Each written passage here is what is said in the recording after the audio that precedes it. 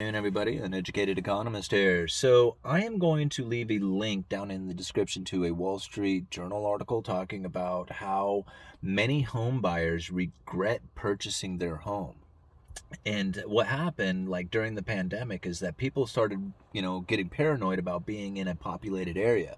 And so they were moving out of the cities and moving into the less populated suburbs or even into the more urban and country settings, and people are realizing that they are not happy with their purchase of these homes, and it's starting to become a more of a common trend theme out there. And I knew this was going to take place. A lot of people were moving out of the city and into the country, and there's a particular area just in my local area here. There's a spot that I want to buy a house. There's this particular area, and I've been watching the homes there, and the amount of homes for sale has dropped dramatically. Of course, this is pretty much a trend across the entire United States that the inventory of homes is really low. But this particular area has really dropped. Like many of the homes that were there for sale, even during the hot market of, February of last year, still there are just a handful of homes that are out there even today because of this low inventory. And I know a lot of people were moving away from the city and moving out to that country area. And one of the things that they're finding out there is that once you move out into the country, you're a lot farther away from the conveniences that you had once enjoyed by living in the city. Mainly, just being able to go to the store and pick something up. You're making dinner, you realize you forgot a particular ingredient. You live 5 miles away from a store. You think about how much it costs every time and the time it takes to drive 5 miles to go to the store. It's a big deal if you're doing that every single day. Or if you want to do anything, you have to drive a particular, amount of distance in order to just, go anywhere or do anything at all. We're living in the city, it's just around the corner. You could walk to most conveniences. You could just walk to wherever you need to go. But that's not the only thing that's like out of place for a lot of people who are moving from the city out to the country, is that the amount of maintenance that you have to do to your property. Like if you're living in an apartment, then you don't worry about like the grass, and you don't worry about the shrubs, you don't worry about the landscape at all. You don't have any landscape to deal with. But when you're living in a house where you have a yard, now you have to maintain that yard, and it's every weekend you have to mow the grass, or else the grass starts to grow out of hand. Or you have to pay somebody to do it. So either you occupy one of your days just to deal with the maintenance of your house, because now you live in an area that you have to deal with that, or you have to pay somebody else to do it. So now it's become even more expensive.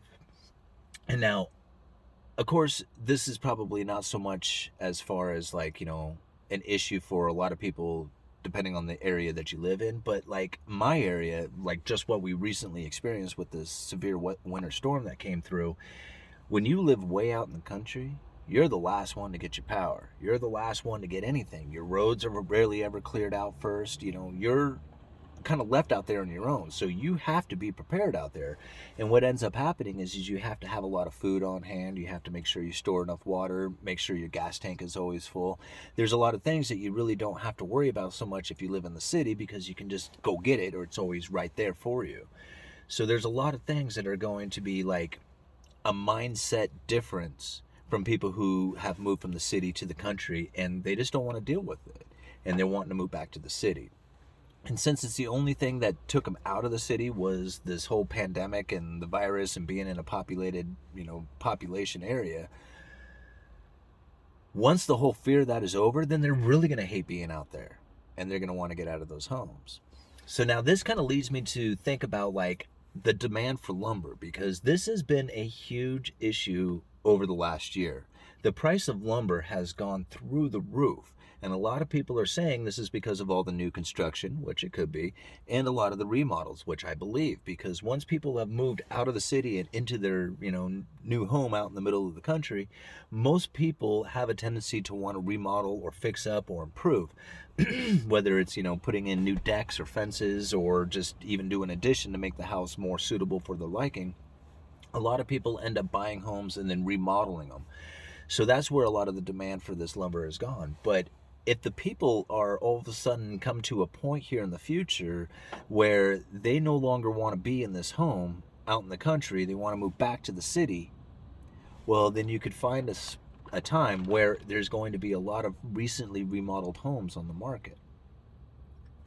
And I kind of see that kind of happening here into the future.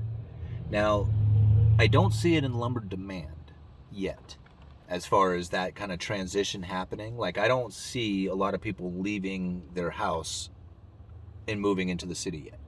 I see that as a possible trend coming into the future. And that's going to happen at the same time that I feel lumber will have finally met its peak and start rolling over at the same time. Because you think about it, if all of a sudden a lot of houses come on the market and people start moving back into the city and start renting apartments, that's going to put a lot of houses on the market. It's going to put a lot of pressure on the home builders to compete with houses that are out there that really want to sell so they can get out of it and trying to build a house with very expensive lumber on the ground and then trying to compete with houses coming onto the market at a lesser price. It could be an issue coming into the future. Anyway, wanted to give you the lumber update here. Of course, let you guys know I get an email once a week that kind of gives us an idea of what's going on across the different regions of the country and the lumber prices that are going with them, or where the demand for these lumber prices are going. So anyway, OSB continues to be scarce with few offers that floated through this week. Were over $100 over print and were quickly snatching up despite the buyers. So that's kind of a confusing thing to say, but basically what that is saying is that they are able to sell OSB for more than what they are even offering it for. And all of it is going. Southern yellow pine plywood. The southern pine plywood continues to be tough to find. Limited availability helped keep the prices moving up. Even though some buyers are a bit more hesitant to step in right now, most mills are still very limited on sheathing. Western SPF, that's spruce pine fir. Prices of western spruce continue to rise as order files extended out.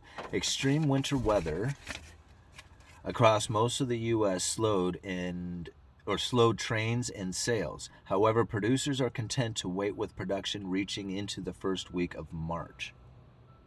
That's incredible. That's something that I kind of wonder about with the severe weather and how much demand or lack of demand that's going to put on lumber. I hear this quite a bit about these trains slowing down and not being able to get the lumber to the wholesalers, and that leads me to believe that there would probably be more of a demand for it. I mean, if you can't get it there, and the demand is still high, then the prices would continue to go up. I mean, I don't see that slowing the demand down at all, only causing it to get worse. Anyway, Eastern spruce pine fir started off quietly and actively picked up this week and went on. Arctic cold weather in many parts of the Great Lake region did little to slow demand. Prices moved steadily higher on 2x4 randoms, with producers reporting lead times out to the week of March 8th and threatening to the week of March 15th. So yeah, we're looking like people are in demand for this thing all the way out until next month. Let's see here. Southern yellow pine market continues to gain momentum with all widths. The bottom is in the past. The bottom is in the past. Oh, I see. The bottom is in the past. Look for this upward trend to continue for the foreseeable future. There is currently little downside risk in this market. Offerings lists from mills are becoming more scarce and depleted by the day. The mills' inventories have taken big hits over the past few weeks, and production continues to struggle to keep up with the current demand. That's on southern yellow pine. Or that's just on southern pine, all zones, it says. Western species of dry dimension. KD Western species continues its strong push with the price creeping up into record numbers. Random length offerings were available but limited. Green dimension. Green Doug fir dimension and stud sales were solid with thin offerings. A much improved weather forecast in California helped bolster confidence looking outward. Most mills were slightly higher in asking prices by midweek, but certainly not the pace as seen in the KD Western species. So It sounds to me like the lumber prices are going to continue upward, and no signs of anything turning. I just I'm just still amazed by it. I had another customer come in today and was asking the prices of 2x4s and plywood, and you could just see the shock on his face. He was just like he couldn't believe it, because he was like, "Well, how much is that chipboard?" And I said, $38.88 a sheet, and he was just like, "Oh my God, I remember buying it for $5," and I was like, "I don't remember selling it for $5." So yeah, it doesn't look like that's going to turn around anytime soon. All right, uneducated economist, you guys let me know.